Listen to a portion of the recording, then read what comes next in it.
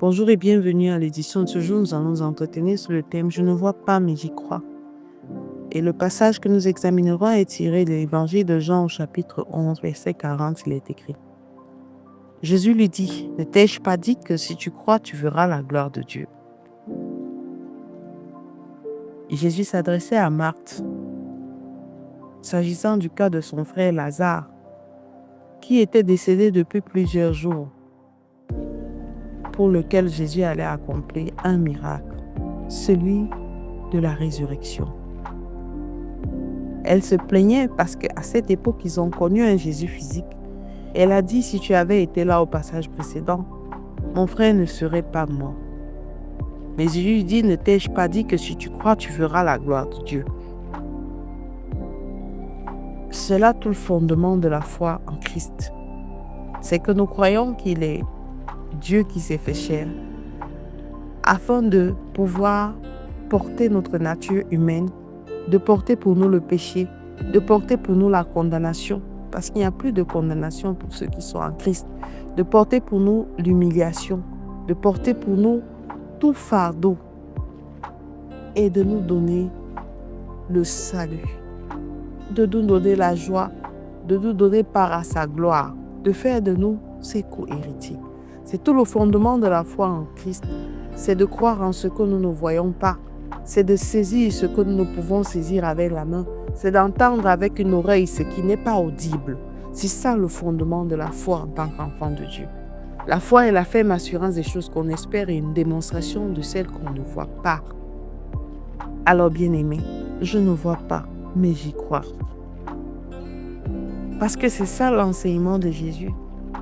Pouvoir croire bien au-delà des situations, bien au-delà de ce que les circonstances nous présentent, bien au-delà de ce que le monde nous rejette, bien au-delà de ce que les prophéties négatives nous ont voulu nous maintenir dans la captivité, bien au-delà des apparences. Je ne vois pas, mais j'y crois. Je ne sais pas dans quelle situation tu t'es retrouvé, mais je ne vois pas, mais j'y crois. Je ne sais pas si c'est la maladie, si c'est un tourment quelconque. Le Seigneur t'invite encore ce matin à y croire. Je ne sais pas dans l'attente de quoi tu es, peut-être l'attente d'un enfant, la résolution d'un conflit marital ou l'attente d'un mariage. Bien-aimé, tu ne vois pas, mais tu dois continuer à croire. Croire aux promesses du Seigneur parce que c'est lui qui pourvoit à tous nos besoins et il est fidèle dans ses promesses. Nous sommes bénis de toutes les bénédictions dans les lieux célestes, mais maintenant leur matérialisation tarde, non pas parce que le Seigneur est lent dans l'accomplissement de ses promesses, mais parce que nous ne savons pas comment dérouler la feuille de route afin de pouvoir rentrer dans notre destinée glorieuse. Dieu est fidèle dans toutes ses voies. Des fois, nous sommes persécutés dans notre imagination et non dans ce que les autres font.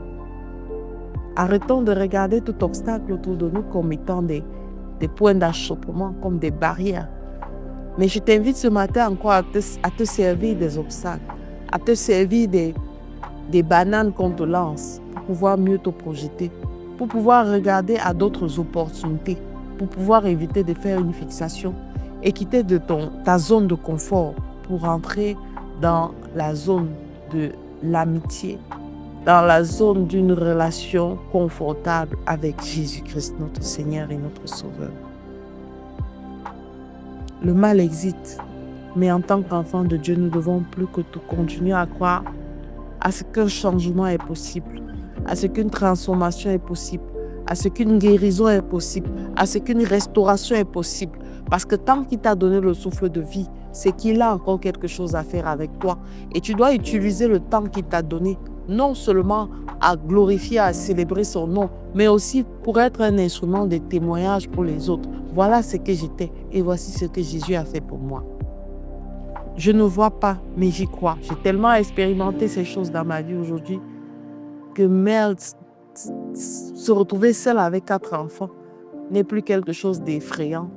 Et tous les jours, je vois la grâce de Dieu à l'œuvre dans notre vie. Je vois le Seigneur en train de manifester ses bontés dans chaque chose que nous entreprenons. Et je n'ai plus peur de rien parce que je ne vois pas, mais j'y crois.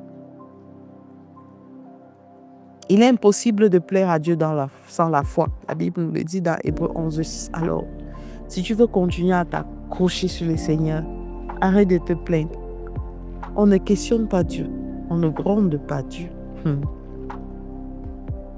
On crée une atmosphère d'intimité avec Dieu au travers de la connexion avec sa parole.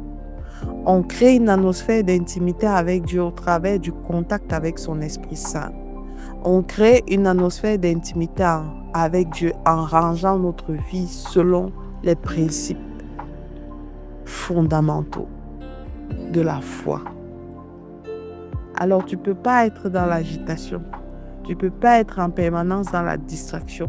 Tu ne peux pas être en permanence, c'est pas à dire que la distraction n'est pas bonne, mais jusqu'à un niveau. Tu ne peux pas être tout le temps distrait et demander au Seigneur de te parler en même temps. Il est là, il te parle tous les jours. À toi d'être sensible à cette voix et écouter. Et tu verras que tu vas commencer à croire à ce que tu ne vois pas. Ton œil va commencer à voir ce que personne en dehors de toi ne voit. Ta main saisira l'insaisissable et ton oreille entendra l'inaudible. Ton cœur se réjouira de ce que ton Seigneur et ton Sauveur est vivant en toi. Alors je te recommande de faire cette prière ce matin avec moi, Père éternel. Je te bénis parce que je sais que tu vis en moi. Je sais que par le sacrifice que Jésus a fait sur la croix, je suis une nouvelle créature et les choses anciennes sont passées. Donne-moi de goûter aux délices de l'attachement et la communion avec toi, Seigneur.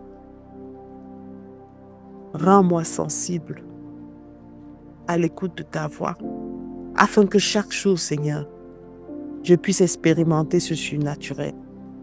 Au nom de Jésus-Christ, nous avons prié. Amen, amen, amen.